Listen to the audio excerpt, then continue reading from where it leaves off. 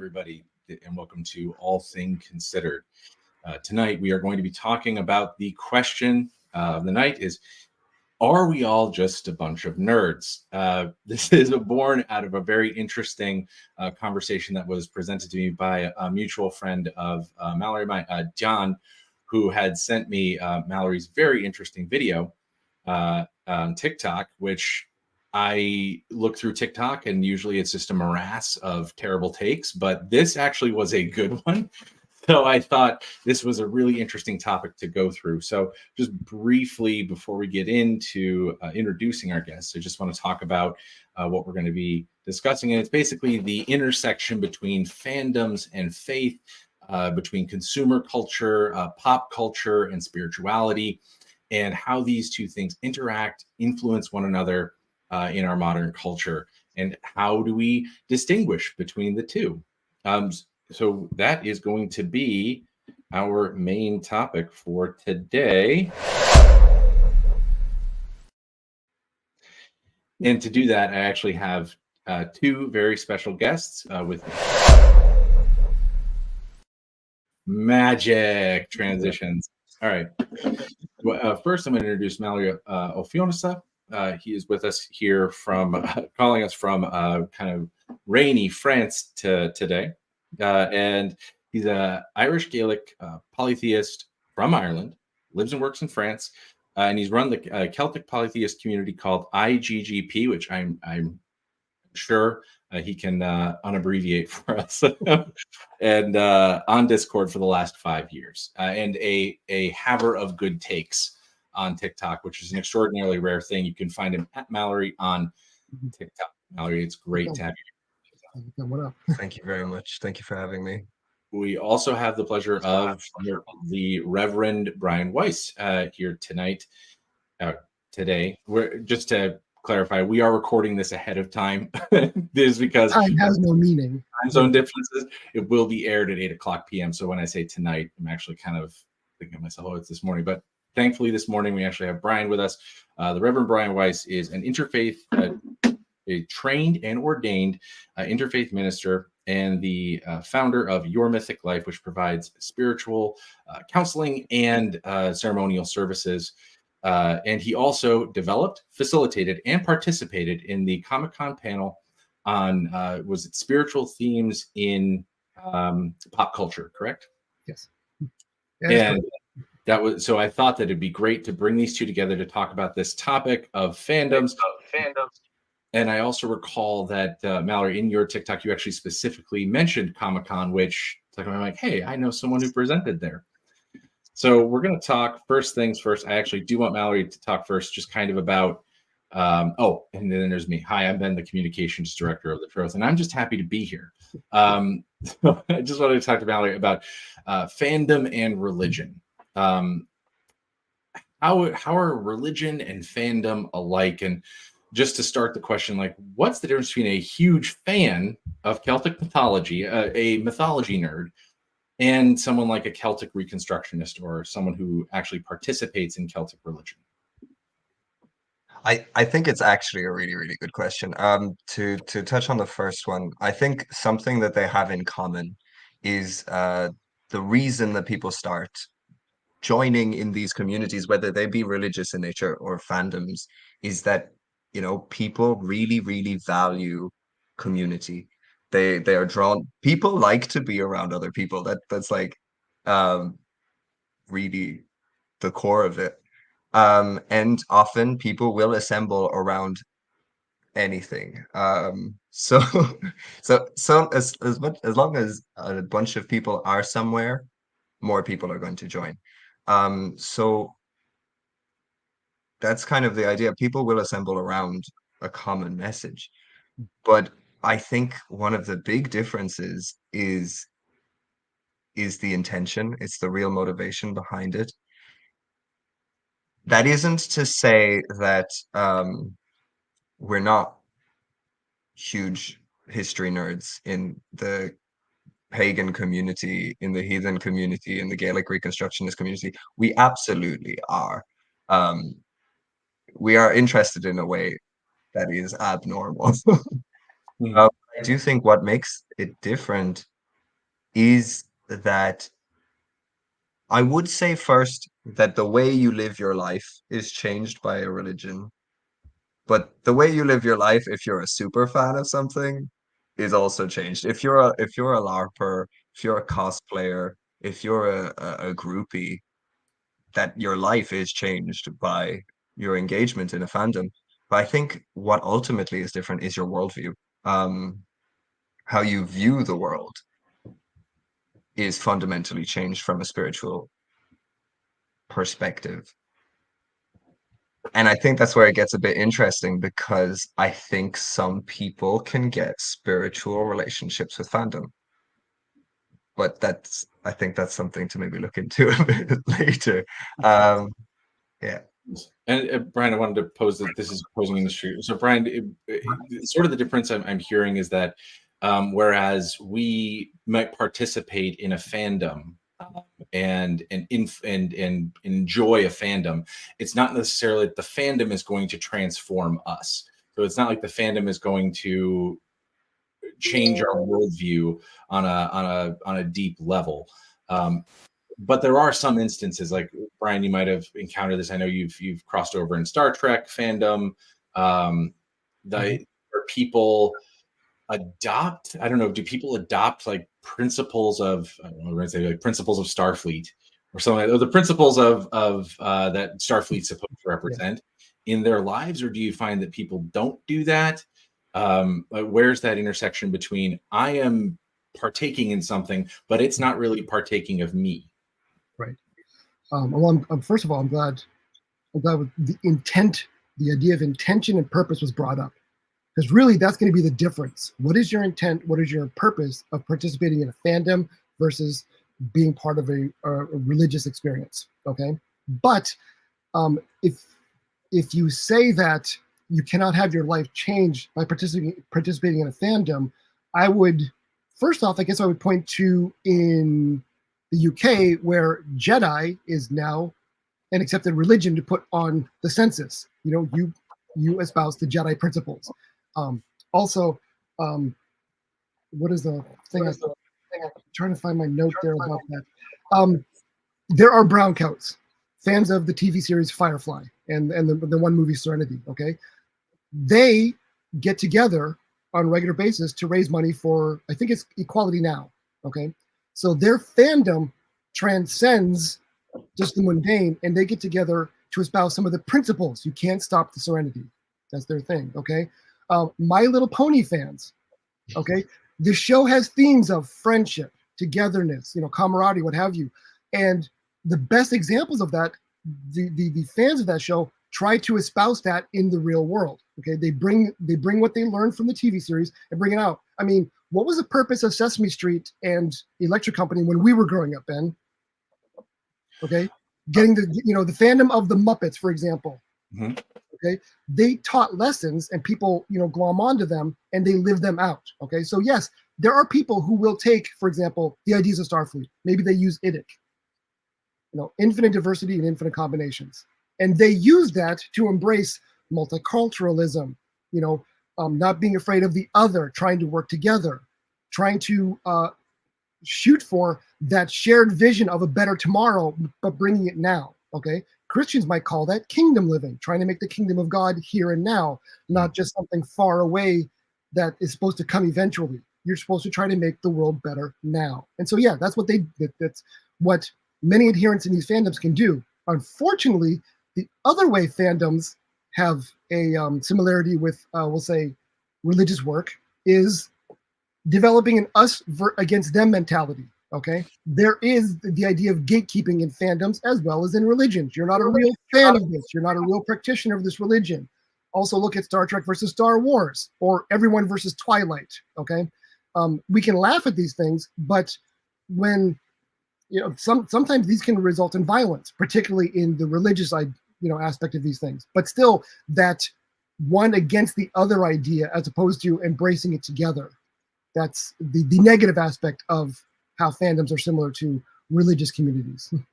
And Mallory, you brought up in your video about how we know we're part of something it becomes somewhat of consumer identity culture, where we've purchased the right. Have we purchased the right books? Do we have the right swag? Am I wearing the?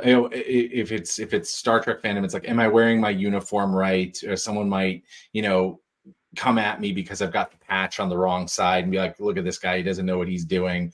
Just very much similar to someone who wears a symbol that they don't understand fully, that he's wearing that wrong, or I think it was the other day I was on, again, the morass of TikTok, where people were making fun of people for drawing runes wrong on them, or having bind runes on themselves, and saying, look at this dork, he just cursed himself by putting this bind rune on himself. So do you see sort of the similar overlap between the judgment of them versus us, and the hierarchies of power that you see in fandoms reflected in religion as well? I think that a lot of the ways that certain people treat lore and academic knowledge in pagan spaces can be very, very similar in attitude to a snarky, you don't know the lore? That's not canon.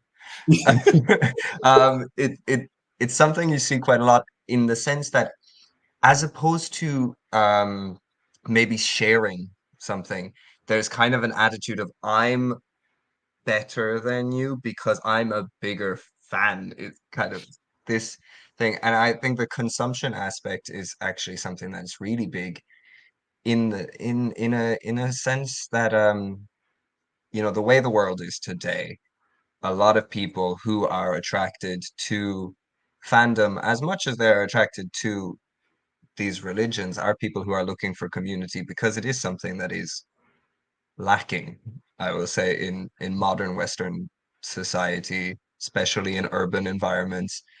But we don't have a creed, so because we don't have a creed like some of the more well-known religions today do, like Christianity, like Islam, like Buddhism, we have to engage with it in a way that we use. I'm rambling now, but we have to engage with this in another way. And since the only other way we know how to engage with things is kind of through consuming them and being a fan and engaging through something in a manufactured identity, quite often I'll see people who would rather spend €50, $50 on a bunch of statues or jewelry or crystals that show everyone they're pagan, than actually spending some money to maybe buy a book and support a pagan author or learn something. I don't know. I feel a bit judgmental saying that, but I do think it's something I see. I don't know if I answered the question. Or to say, instead of spending the money on the altar, or spending money on display of what you would spend that time, you could think of someone who's particularly devotional spending that time in prayer. Right? Why not spend that time in prayer? Why not spend that time doing some kind of devotional practice that you don't show to anybody? Right?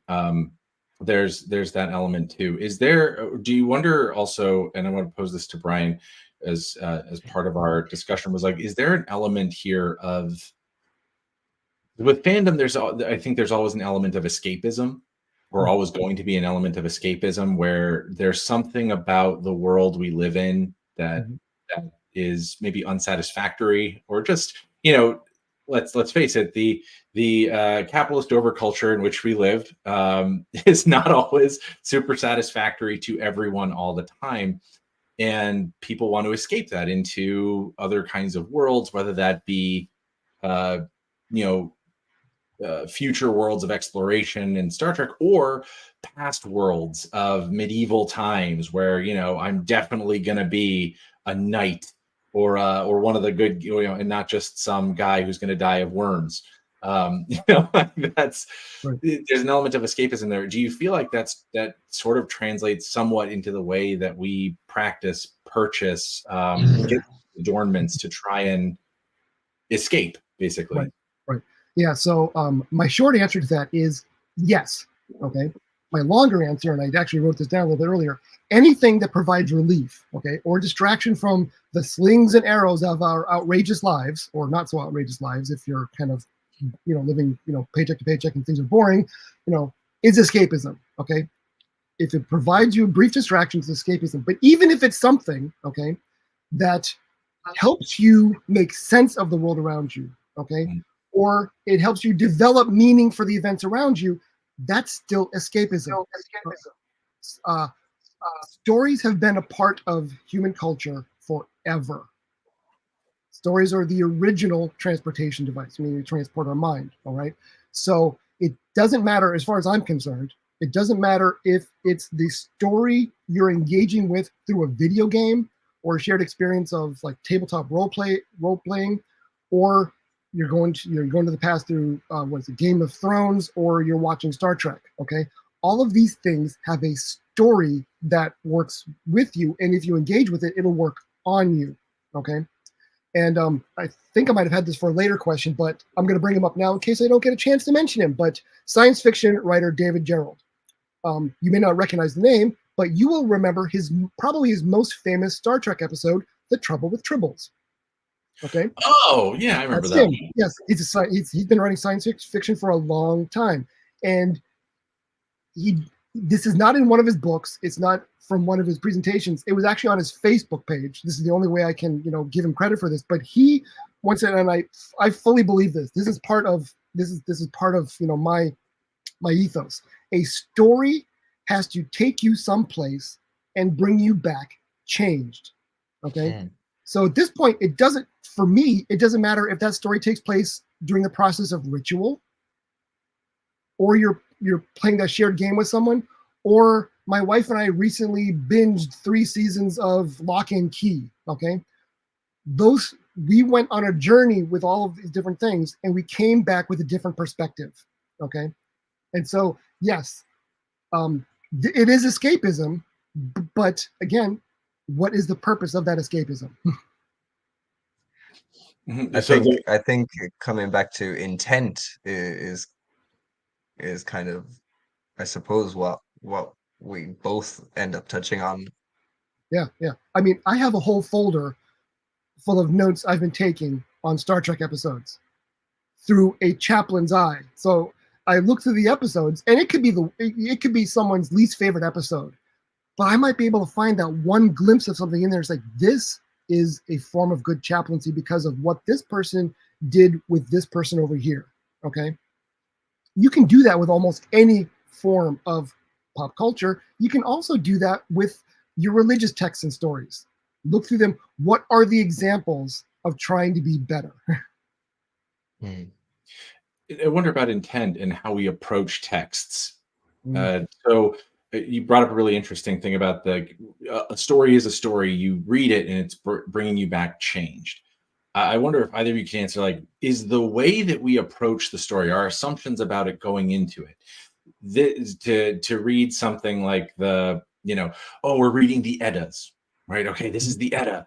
There's something in here that is important, that I am going to be transformed by, that I must, I must encounter, and I must come back transformed. I must go on this journey, rather than reading, say, like Game of Thrones, and say, like, well, I don't know if I'm going to come back transformed. I don't approach Game of Thrones with like the same, let's say, reverence that I would approach a text that has been told to me.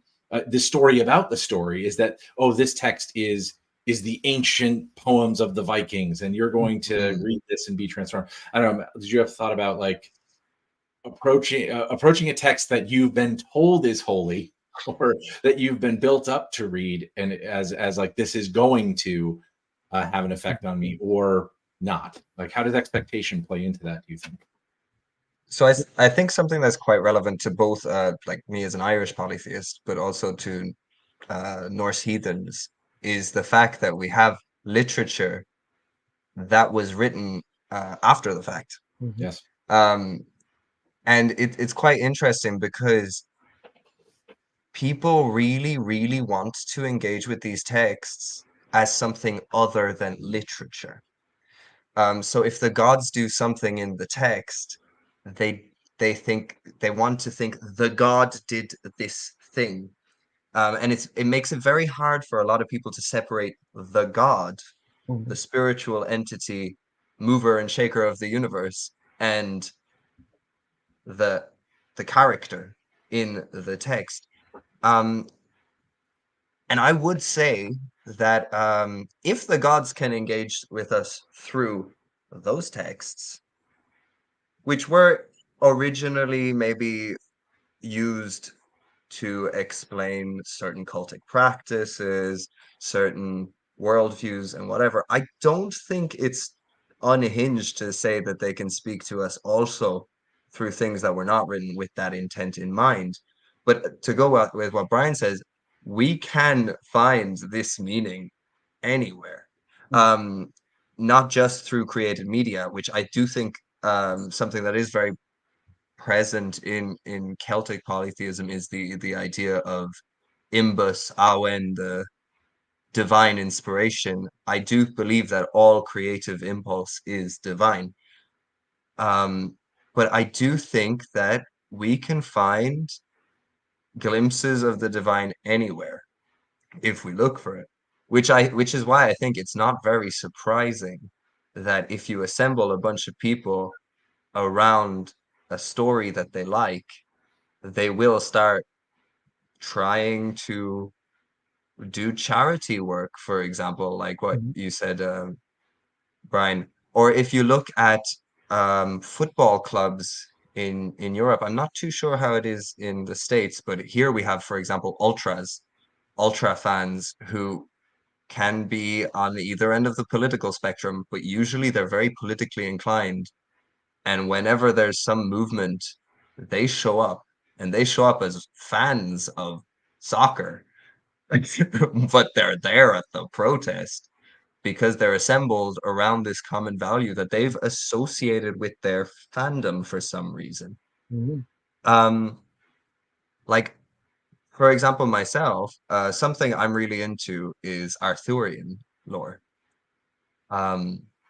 which was written almost explicitly as a secular mythology that, whilst has a lot of Celtic elements, whilst has a lot of Christian elements, it was a mythology, so to speak, that had nothing to do with the religious feelings of the time. Doesn't mean that I can't be obsessed and find a religious meaning in there. Which I absolutely do. I'm obsessed with the Holy Grail, but that's a different story for a different day. We're gonna have to ask you. We're gonna have to ask you about where you think it is, maybe. I think it's in there. Oh, But I do think that there's. I don't think it's surprising that we find meaning outside of these texts, but I do think that there is a tendency, especially if you compare us to mythology nerds, that we do have a fundamentally different approach. I say we. You put three pagans in a room, you get 10 opinions. Oh yeah. Oh yeah. But there's some. I think what it comes down to is religion is about relationships at its core, whereas interaction with media that is primarily made for entertainment it's primarily made for entertainment. It's made for consumption. And if we find meaning in that it's despite the fact it's made for consumption, we find meaning because we're human. We elevate it, exactly. And I think because we're so used to elevating things I think it's a fact that we have a hard time separating our fandom impulse that we have trained quite a lot, that we find let me 1, 2, 3, 4, 5. I think we have a hard time separating this fandom impulse that is quite trained in us because we live in a consumerist society where we're quite alienated, and therefore we find identity through our consumption. And that's our primary way to, we make friends through our consumption of certain media, of certain music, of certain sports. So we take that approach to religion. We come to religion, especially as new religious people, as a religion of converts, we come to these texts as and we use the skills we've picked up in fan spaces. And I think that is a very hard separation for a lot of people to make because they remain massive nerds, which is not something that I think is bad. I think we have to be unusually obsessed with the material to say I feel like I keep forgetting the question. It was about the way that we approach text and how Yes. the way we approach the text somewhat dictates our experience of it. I think, for example, if we take Norse texts, a lot of people have maybe their first experience of reading Norse mythology is Neil Gaiman and not the Eddas. Or something pop culture related, like the show Yeah. Vikings, Like the show Vikings. Maybe it was even Thor. Maybe it's the Marvel Comics or the MCU. Conan the Barbarian. Yeah, or Assassin's Creed, or I could tell you the amount of times that I have talked to someone about Norse paganism and thought to myself, when they're describing Odin, I'm like, you are describing Crom. You are describing, like when they'll say something like, yes, he is I never prayed to him before. I don't have the tongue for it. Just grant me vengeance against my enemies and crush them. I'm like, wait, dude, you're quoting Conan. You're quoting Conan the Barbarian. But these are entry points that somewhat dictate the flavor, not the flavor, but like the interest that they had. Like, maybe there is something to this. Maybe there is something to Conan's relationship to Crom that I find much more true to my experience of the divine than what I've been taught. Yeah, and the basis of that I actually know is influenced by Norse myths. Hyboria, the warriors. Yes. It is actually all influenced by the Norse myths and other myths anyway. So it makes sense that you would make that line. And it's a very particular way of looking at it too. It's interesting because I always like to joke that a lot of people who are attracted to Norse myth, like heathenry, are actually just attracted to fantasy biker aesthetic, and a lot of people who are interested in Gaelic polytheism, or Celtic polytheism in general, they just really want to be elves from Lord of the Rings. But and it would just aesthetically totally makes sense. It's really cool. And for a lot of people, just the aesthetics of things is the entry point. And I think we can all agree here amongst ourselves, the reason we changed into our current spiritual selves is not the reason we stay here. I myself, I went through a million different iterations of different paths to get to where I am today. And my original motivation, I can't even remember what it was. I think I just really liked the idea of being in the woods. And And I also really like the idea of telling people I was a druid. Um, but I think when it comes to how we engage, like our vision of these spiritual, just the spiritual aesthetics of things in general is very influenced by pop culture. Conan, huge, perfect example. A lot of people really want their rituals to look barbaric, Mm. um, which is something that I find very funny myself when I get newcomers into our community. They ask, "How do you do ritual?" And I'm like, "You hang out with a candle." It's Talk a it's bit. very underwhelming because aesthetically you're not getting what you signed up for. Well, Where's and all the leather? reminds me quite a bit of this one interaction I had where actually partially was the inspiration for this was a guy had come up and said, "Hey, my friend wants a traditional Norse pagan wedding. He wants a traditional Norse pagan wedding, and do you guys have any sources on it?" And so, I presented him with the obvious one, which is the Troth's holy and perfect ceremony, which is, immaculate and undeniably the only true way to do it.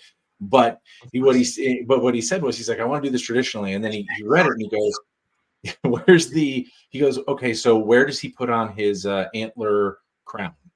So where does he put on the antler crown?" And I was like, "Wait a minute, what antler crown? What are you talking? Wait, what you do on the wedding night is up to you. At the end when they get home. Yeah.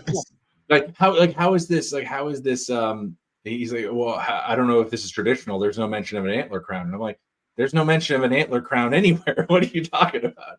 But it came from Heilung, fandom, where you have them dressing up like what their fantasy reconstruction of a pagan ritual, and they use these kind of horn crowns, and you see this in other fiction too, where they have these antler crowns, which I think are based on some very kind of prominent. Yeah, very prominent in early Wicca. Yeah. Yes, these horn crowns, and I thought to myself this thing of someone saw this, and this was maybe an entry point or maybe early on in their journey, and they thought, "Yeah, I got to have a horn crown in my wedding." And where when they get to the actual sources, the text of what we know, it just seems like you say, "Oh, you just kind of stand around and hold the candle and talk a bit," and it just doesn't seem dramatic or barbaric, as you say, as they think. I'm pretty sure Gaston in the animated version of Beauty and the Beast is kind of a nod and a wink to all of those antler crowns and antlers. When Gaston says, "I use antlers in all of my decorating," I think that's a little bit because you would need to have a lot of antlers if all these people had the crowns and the candle holders and whatnot. That's a lot of antlers, and there really probably can't be that many creatures to sustain that kind of decorating. There's a really good video that came out recently by Faria Faraji. I watched it this morning, actually. It's called Modern Viking Music, Tragedy of a Misunderstood Art. And he talks about Heilung and is it Wardruna? And this whole genre of Viking music that a lot of people really just really want to assume is in some way historic, both in their dress and the music itself, when ultimately it's not. I don't know what you're talking about, man. Amon Amarth is 100% historically accurate. 100%. Their last album. I did a hand Man of fasting. War is like old high church, Man of War, music. Yep. Man of War, very high church for Norse pagans. I'm glad you brought up music and particularly those two groups, because I wanted to mention that if you look at music fans at concerts and you compare them to, let's say, a Christian church or any other kind of ritual gathering. Okay, there's 3 stages of a concert as well as 3 stages of ritual worship. Okay, there's the gathering. People gather into the space, they get ready for it. Okay, there's the sharing the message, okay, whether that's a sermon or it's whatever the topic of the ritual is. Okay, we're coming into a, it's this time of year, so we talk about these things, okay, or it's the music itself, okay. That's the message, that's the gift there. And then all those people who gathered get sent back out into the world, okay. They're given some kind of benediction, that's the word in the Christian realm. They're given a benediction and they're sent back out, and they keep that spark of that gathered presence with them as they go about, the next day. Maybe only by talking about it.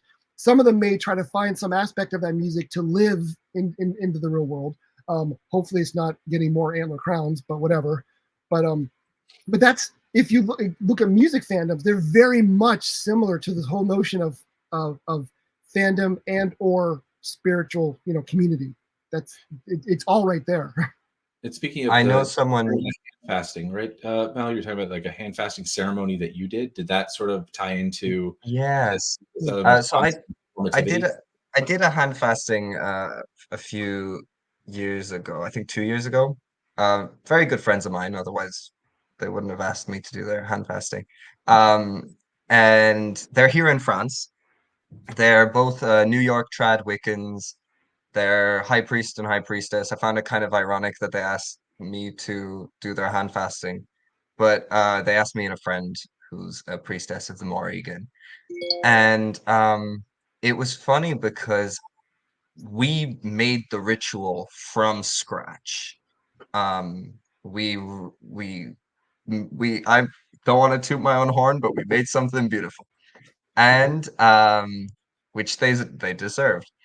But what was interesting is afterwards, a few people were like, "Oh, I'm really glad you got to do a traditional Irish ceremony because," and I was like, do you know what a traditional Irish wedding looks like? You go down to the church." Like, I'd assume. I don't think that, like, especially something that it can be very interesting as an Irish person is in a pagan space is quite often we get romanticized because we are from the place. We are from the magical place. And a lot of Irish people capitalize on that. Which, go make your bank. We all need to make money somehow.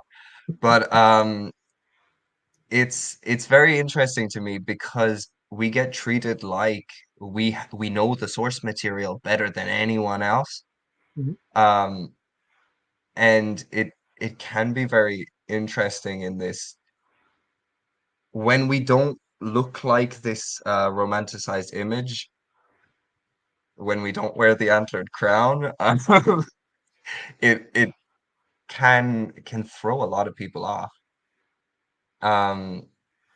Like, of course, where I grew up, there's fairy forts that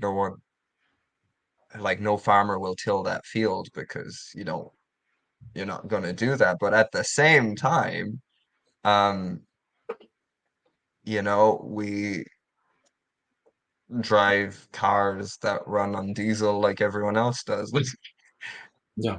And it's almost like and this actually gets into our next section, which is about LARPing, but it's almost like somebody expects you to LARP. The expectation is a LARP. The expectation of what successful paganism, what mission accomplished paganism is no different than a successful LARP. So what's the difference? Well, let's say to outsiders, maybe not internally we don't feel that way, but maybe some do. Like, what's the difference between like someone who is successfully LARPing Norse paganism or Celtic paganism or a Viking LARP? Because you see this is on TikTok a lot. Lots of cosplay, lots of fantasy elements. What is the difference between a successful LARP and a fulfilling and rewarding religious life? Do you want to go first, Brian? Yeah, maybe. Again, I'm gonna say I don't see much difference between the two, except for the intent and the purpose. Because at the core of it, there is the shared experience. You're gathering with community. You're working together.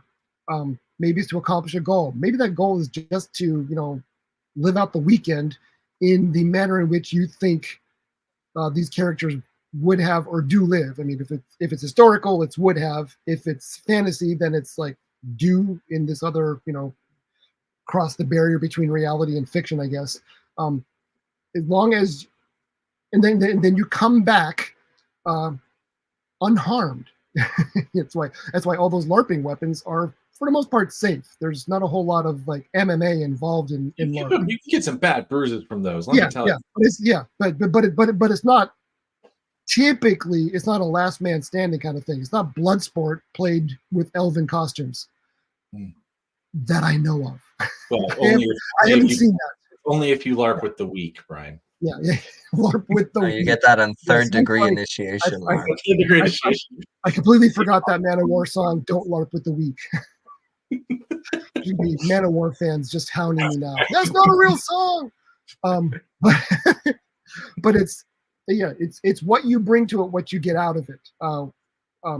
Mallory mentioned a little while ago about how most of the texts we have, regardless of your pagan tradition right now, well, Western modern pagan traditions, were written post-conversion.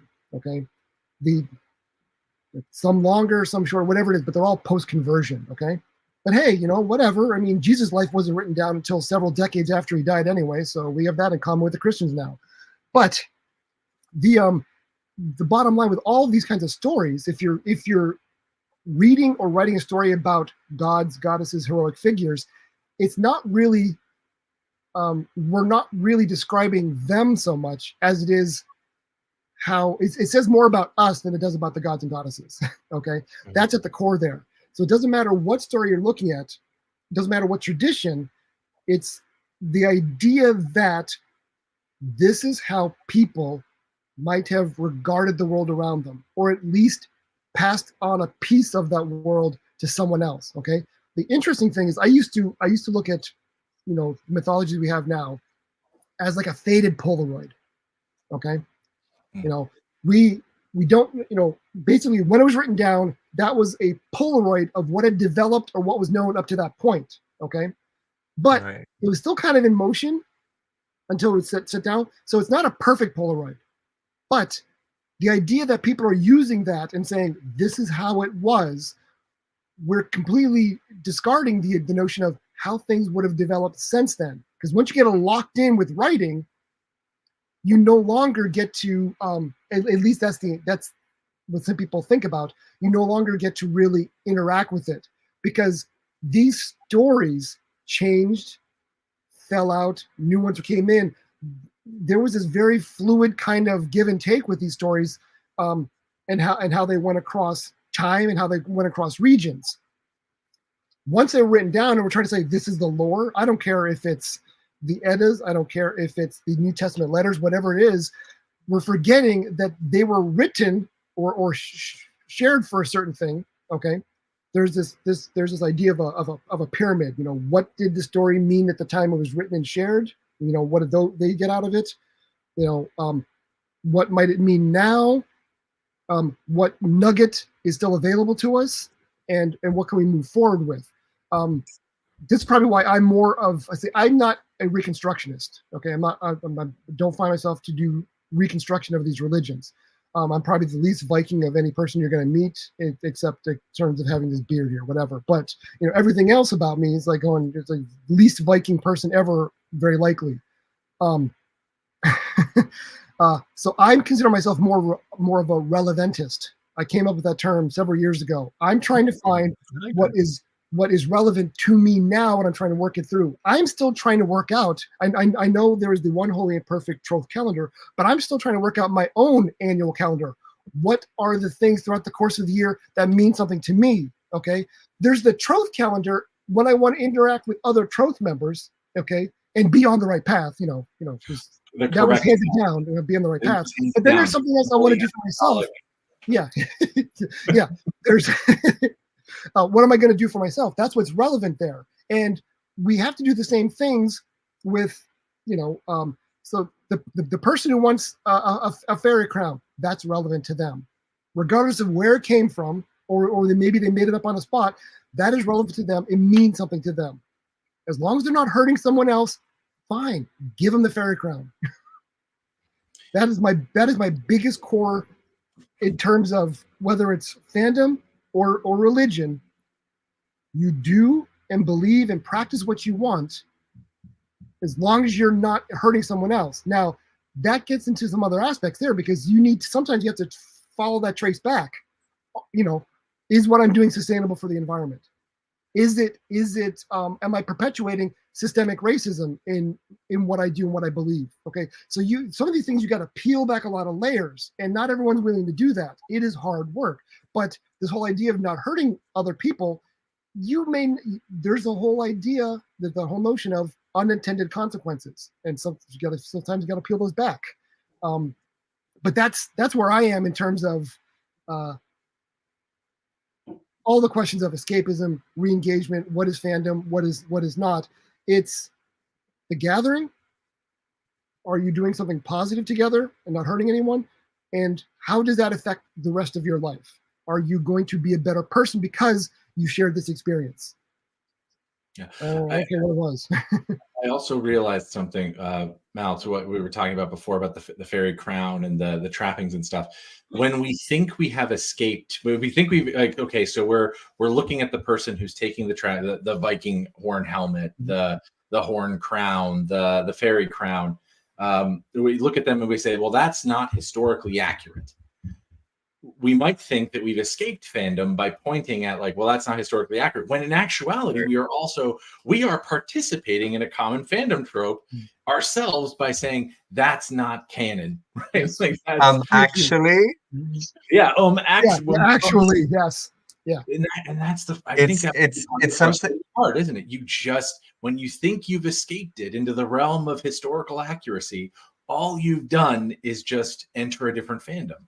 Yeah. We had this discussion between ourselves, Ben, before about a week ago, where when it comes to historical accuracy, and I think this is when the idea of, with a really good LARP and an actual ritual, a really good LARP doesn't have to reflect the beliefs of the people relevant, which is exactly what Brian was saying. It's because you're pretending to be someone else. As you brought up, Brian, the thing about having a calendar, I spent the last 3 years trying to make a calendar that suited me, and every time so difficult. it's so hard to stick with it for a year to check if it worked. And every year I'm like, okay, this detail, this detail, this detail.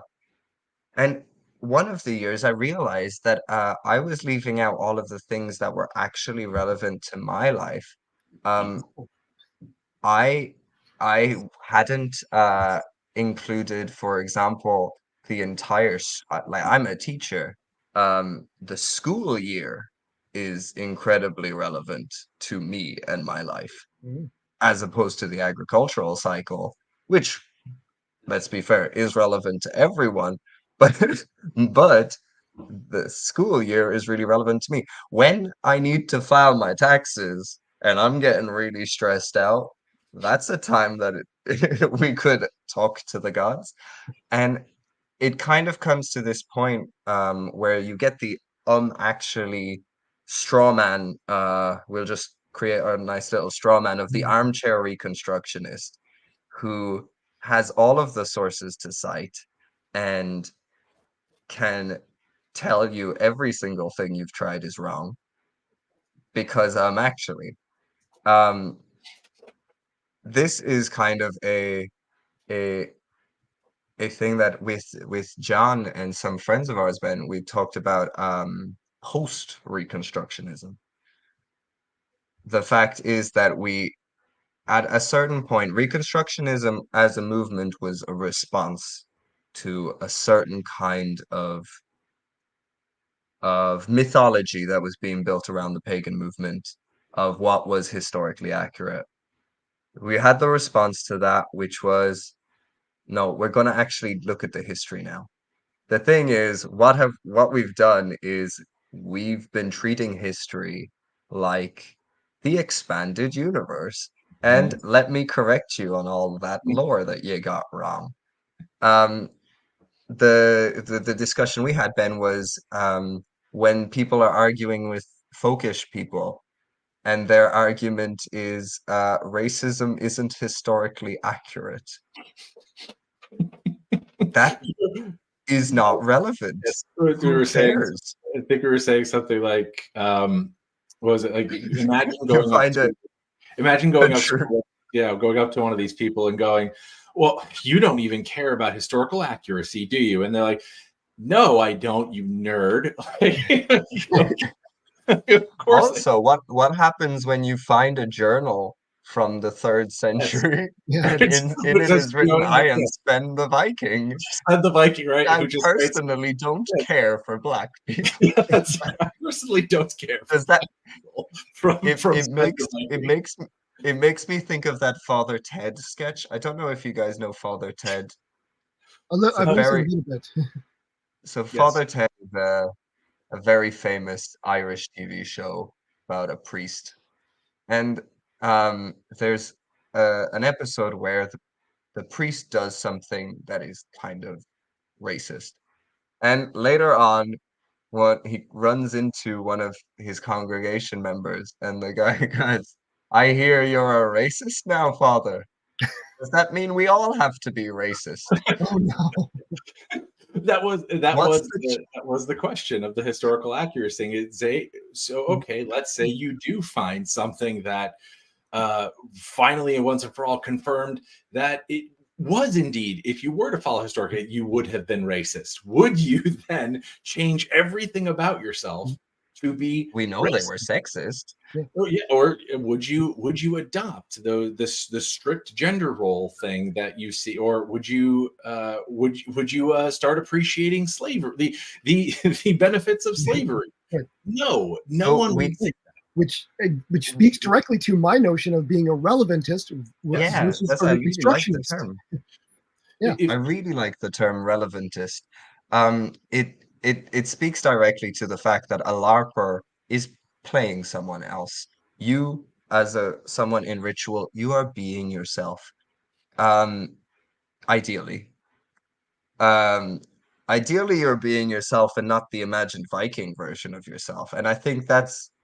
But you're also the receptacle. You're a vessel for if you're doing ritual with other people. You're still a vessel. You're put upon with the other things there. I've said before that I myself am a non-theistic polytheist. Okay, do gods and goddesses, do these things all, do they exist? It doesn't matter to me. It's the stories, the names, and these are the things that have power. These are the things that are relevant to me. But I can do ritual with other people. Doesn't matter if they look at the gods and goddesses as archetypes, if they believe them as distinct individuals, if they think they're evolved conscious. Doesn't matter what each individual person. We can all do ritual together because we're there for the shared experience and the story. Not about. I think even the Troth talks about orthopraxy versus orthodoxy. Okay, and it really shouldn't be so much orthopraxy either. It should just be praxis. It should just be practice versus believing something. Okay. Yes, and I don't, and the Troth, no organization has we'll say, institutional power to dictate dogma. The part of the thing about dogma that is lacking in paganism. This is actually going to be my amazingly not awkward transition to our final topic, but there is no institution in paganism that I know of that has the institutional power to enforce a dogma. And dogma is it's not only a correct belief, but it is okay. Like, you in what army? Who is going to enforce it, and how are you going to enforce it? All they can do is enforce it for a particular, we'll say, a particular event. For example, when we have Trothmoot, everyone agrees to do certain things and practice in ritual a certain way. Doesn't mean they're doing that same stuff back home. At best, and that's all it is just to help the gathering. It's a lot easier to disagree with how people do things if you never do anything with anyone. Yes. It's something that I find quite interesting, because I do have a pagan community here in France, Mhm. but it is because of language barriers and different things.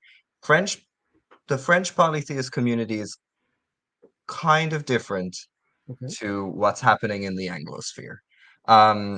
But something that I do see quite often in my Discord community is people who will say, for example, I really want to have a community, but there's no one around.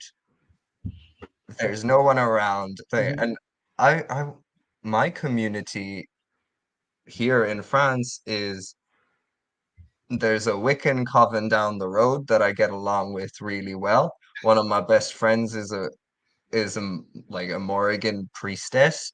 Mhm. Um, there's like a bunch of Luciferians hanging around. There's some people who are more into African traditional religions, and we just all hang out and we do ritual together. That's When like my interfaith work. I do more of that than strictly Norse pagan rituals. we figure it out. Yeah. Yeah. Figure it out. And That should be the tagline. We figure it out. you put like, and sure, there are reasons to not be in community with certain people. Absolutely. I would never say that you have to spend time with certain people. But if you live near if you live near a pagan community and they're not assholes, Yeah. you should spend time with them. You should spend time with them and figure it out. Right. You don't know what you're going to learn. You don't know what you're going to think. If you've put yourself in a box too much, you're never going to find what you're looking for because you've created an ideal in your head, and your ideal is kind of dictated by certain factors that have more to do with a manufactured identity than a communal relationship based But that's also identity, I suppose. it's part of our atomized existence, and also that we have so much to choose from. And this is where I get into like the idea of influencers, in both pop culture and in Norse paganism, in Celtic paganism. You don't have institutions that are there saying, do this, do this. You have hundreds of different influencers, all with different kinds of incentives to create content, um, who are teaching people, this is right, this is the way to do it, this is the way to do it, this is the way to do it.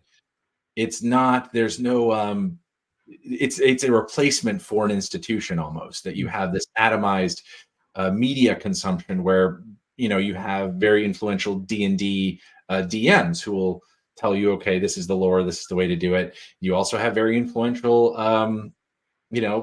Norse talkers.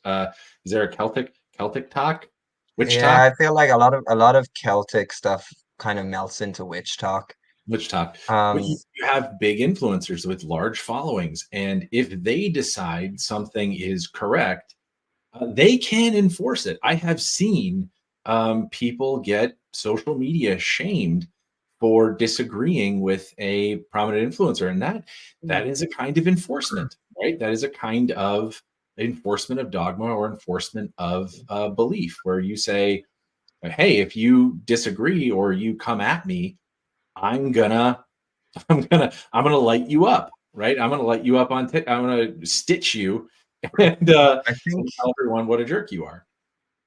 I think something that kind of can be interesting is, first of all, a lot of the people who gain a lot of traction in these movements, they gain it for aesthetic reasons. Mm. Um, the pretty person, or the guy who looks like Thorson, is going to get more traction, especially if he's dressed up in medieval biker clothes.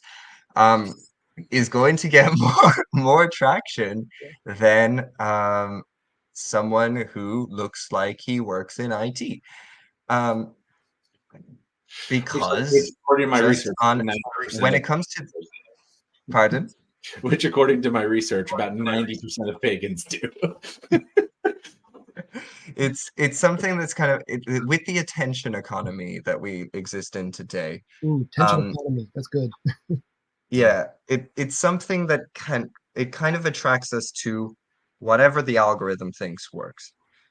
So if you imagine, we'll invent another nice little straw man for us to bash again, is you are a beginning witch who is maybe 20 years old, and you're quite pretty, and you're quite good at editing videos, and you make some videos about your practice. You also do some lip syncing to, I don't know, Wardruna, and you also show your cool little outfit that is kind of reminiscent of Fleetwood Mac. And you're going to get a lot of attention because it's cool. What you're doing is cool. Okay.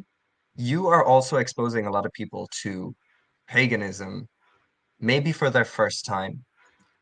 And they're going to ask you, how do you do XYZ? You maybe started 6 months ago, but now people are asking you, how do you do this? So you start telling them what you know. And it snowballs. You get treated as an authority, and a lot of people, when they're treated as an authority, have a very hard time remembering that they might not be an authority on something. On the other hand, you do have people who might be um, clergy, they might be teachers, they might be authors, but they also have to participate in this attention economy that creates an incentive for them to try to catch attention in some way.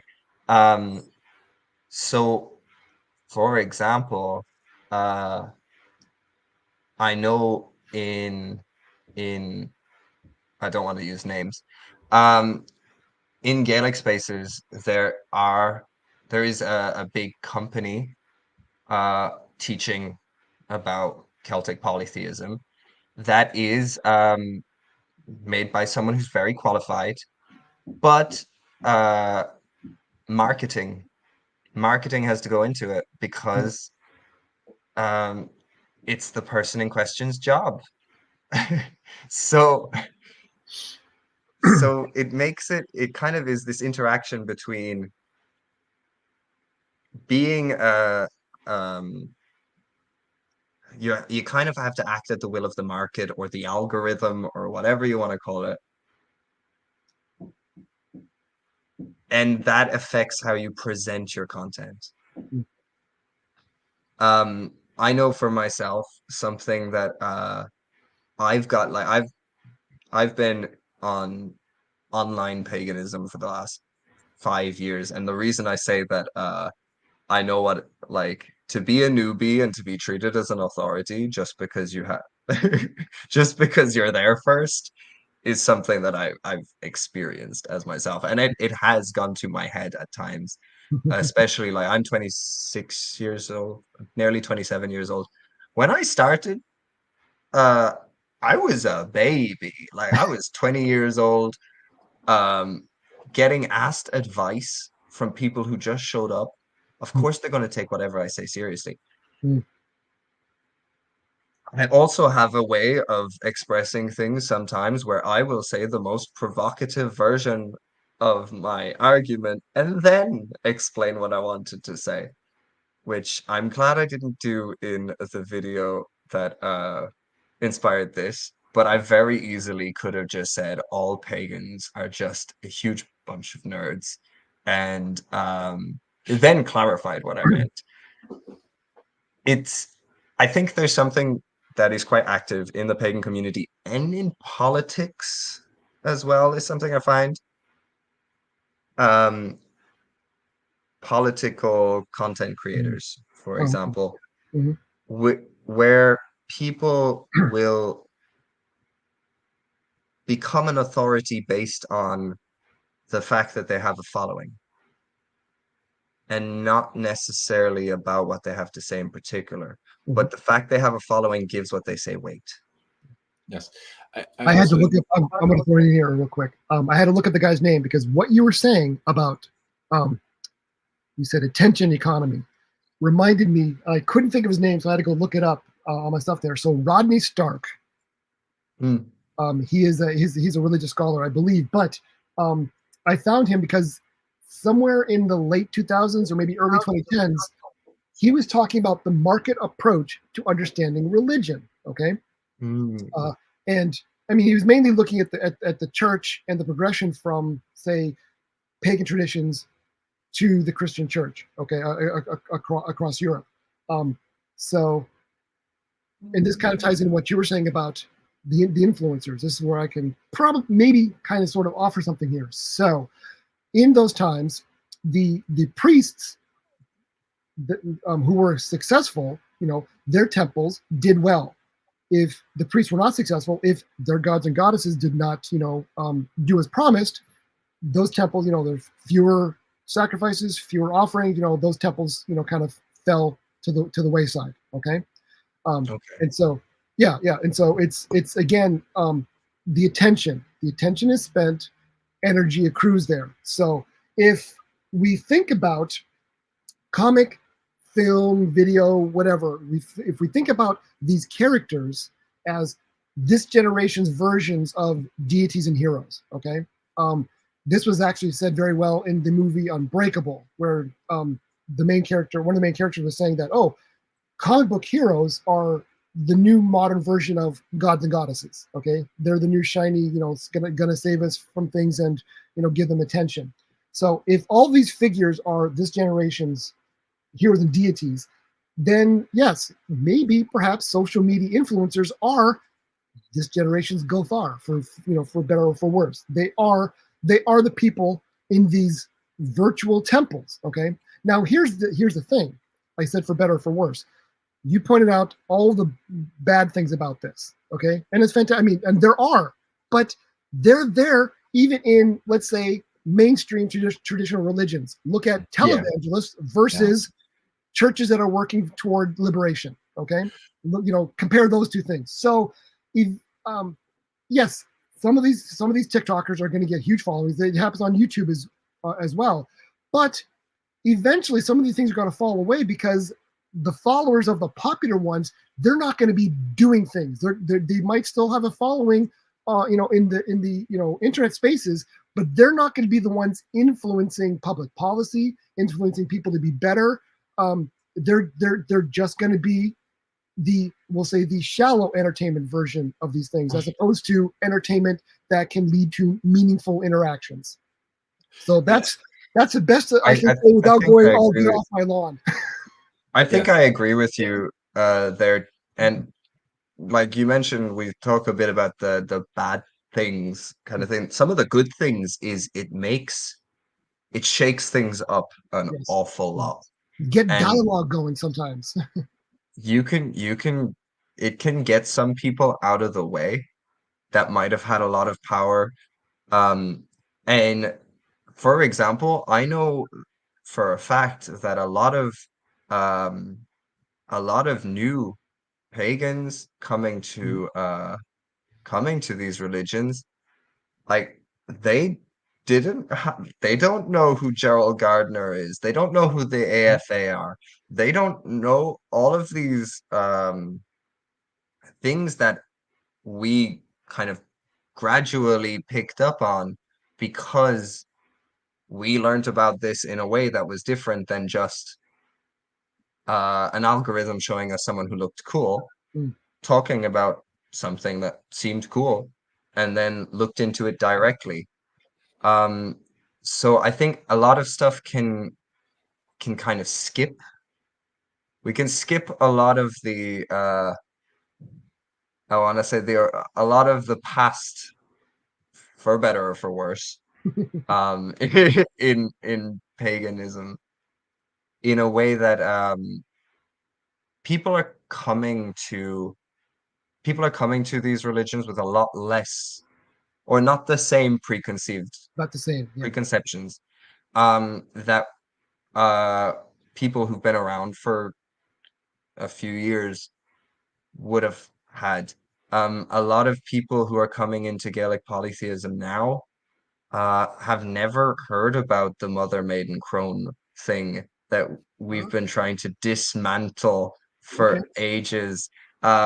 They've never heard about Cernunnos being the horn god, which is not actually an element of Gaelic polytheism, but is an element of Gaulish polytheism. They're not coming with a lot of this baggage that a lot of us picked up on in the past. All those 70s, 80s. They might be picking up on other baggage. I'm sure that there's a lot of people who are coming to Norse polytheism today who might have certain ideas about certain mythology because of playing God of War. Yeah. 100%. Yes, I've actually noticed that there is a shift that, depending on what is popular in the media and with video games, you can actually notice a shift in the way people talk about certain deities. Like if you see Loki portrayed a certain way, you start to hear more about people seeing Loki differently. Or actually, more recently, Fenrir.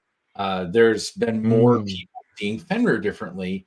And I think my own theory is that because the media around Fenrir is the story in the media around Fenrir is also changing. Like, for example, in God of War, I think Fenrir's character is modified to not be, the worst thing ever.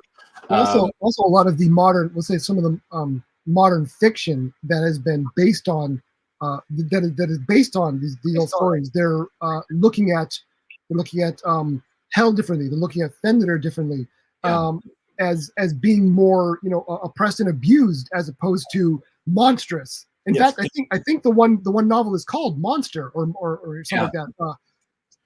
There's something in the Zeitgeist at the moment. That is very averse to the monstrous, or all villains have to be redeemable in a lot of media today. And I think that does show in the way we approach things. Yeah. Yes, it does. And I did have one.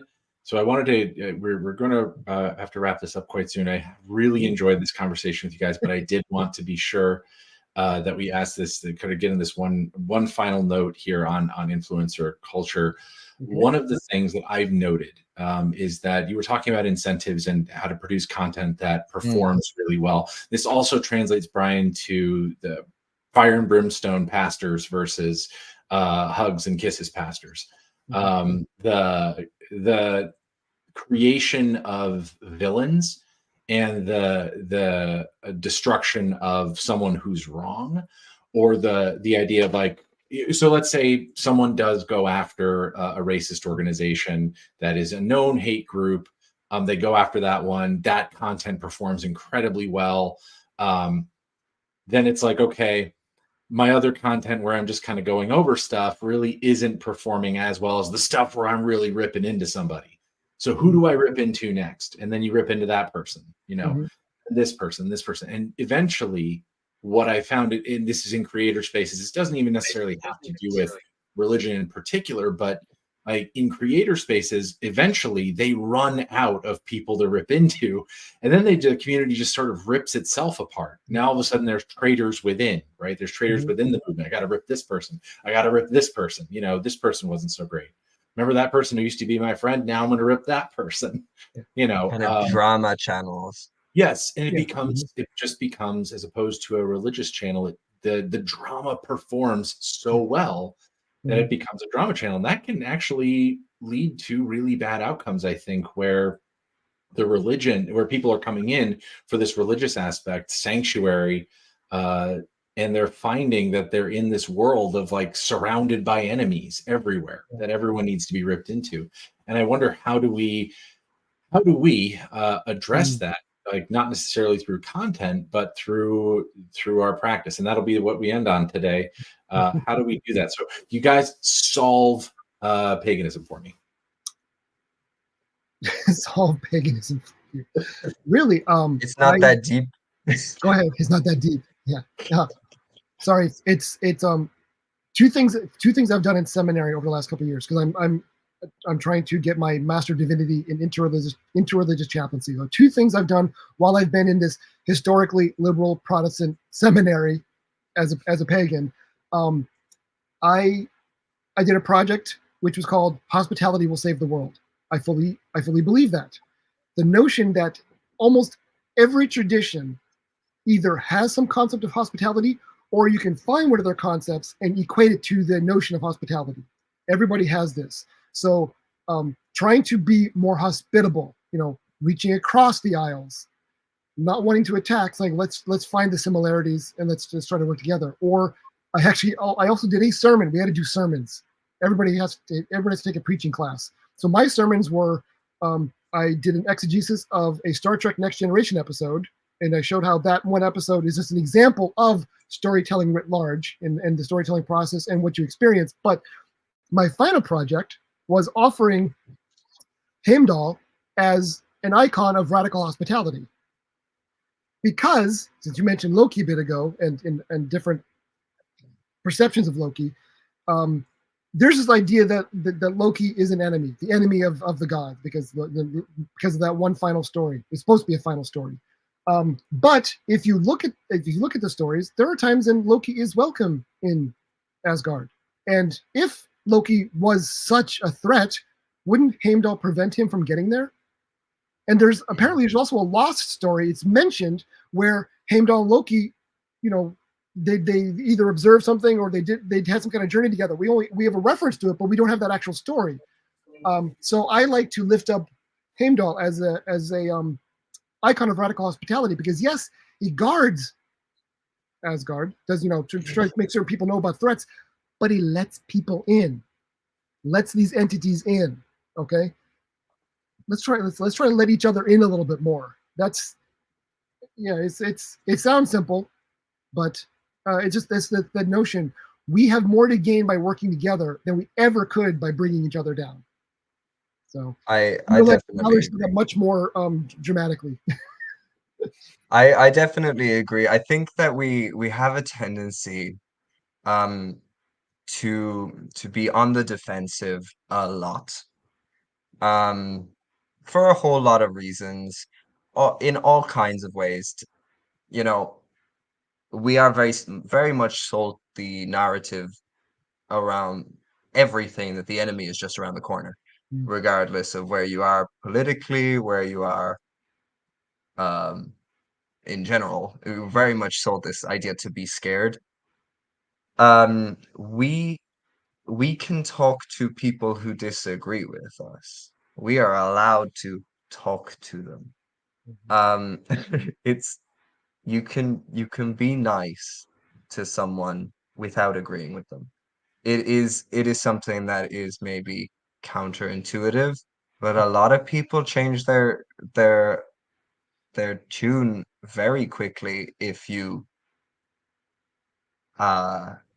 nice to them. I say that on certain things are very principled. I'm not saying go hang out with Steve McNallen. I'm I'm saying sometimes I think I saw a video about this recently of the different reasons why people disagree with each other, and we all kind of and they're on a spectrum. The first is that we are fundamentally different and we will never agree. The other end is there was just a communication error and we actually do agree. And in between, there's this person doesn't know what I know, and therefore I need to inform them. There's this person didn't didn't understand me the first time. So let me say it again. And the last one is just you know, it's not actually important that we disagreed. You know, we don't have to agree on everything. That's okay. It kind of comes down to what we were saying about community. I think that this is why I like to promote online when online community. I like to be able to talk to the people vocally. I much prefer speaking to people than typing to people. But the reason is that we are way nicer to each other when we remember that it's a person. You are nicer to a guy who's right across from you in at a party, and you might be totally opposed, than you are with someone who just kind of got something wrong on the internet and then you rage. How dare you spell Odin like that? Don't you know that there's two N's? What case are you even in? That was the vocative. Are you calling him? The locomotive. I think there's this is why I like to encourage people to actually, as we say on the internet, go touch some grass. Yeah. Which, you know, go hang out with go meet your local pagans. You will disagree with them. Yeah. You will absolutely disagree with them. You might totally disagree with every single one of them. And I guarantee most of them are nice people. Like, you'll learn something. Thank you There we guys go. so much for being here today, for coming in and doing this interview. I very much appreciate it. I've learned a lot. I hope you all out there in virtual land have learned a lot. Mal, Brian, thank you so much. And thank you guys for coming to Althing Considered this evening. We hope to see you next week. Have a good one.